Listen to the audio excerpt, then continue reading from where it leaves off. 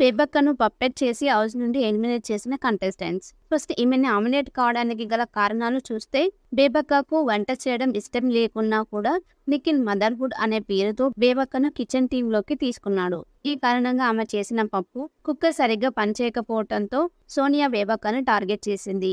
ఇక్కడ ఇంకొక important point ఏంటంటే, సోనియా కూడా కిచెన్ టీమే, కానీ ఆమె బేబక్కను అర్థం చేసుకోలేకపోయింది. అక్కడ బేబక్క మిస్టేక్ కాదు, కుక్కర్ మిస్టేక్ అని అర్థం చేసుకోలేదు సోనియా.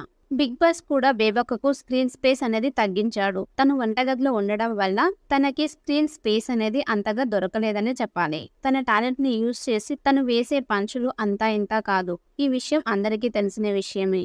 నెక్స్ట్ తను నామినేట్ అవ్వడానికి ఇంపార్టెంట్ పాయింట్, తనని ఎవరు ఏమన్నా పెద్దగా రియాక్ట్ అవ్వకపోవటం తను చేసిన బిగ్గెస్ట్ మిస్టేక్. అదేవిధంగా బెజవాడ బేబక్క వే ఆఫ్ కామెడీ అనేది హౌస్ లో అంతగా చూపించలేకపోయింది కూడా. దానికి కారణం ఆమె వంటకి పరిమితం అవడమే. ఒక్కసారిగా తనను అందరూ టార్గెట్ చేయడంతో సైలెంట్ గా ఉండింది బేబక్క. ఇక గేమ్ విషయానికి వస్తే, నిఖిల్ టీంలో బేబక్క ఉన్నప్పటికీ తన గేమ్ ఎక్కడా కనిపించలేదు.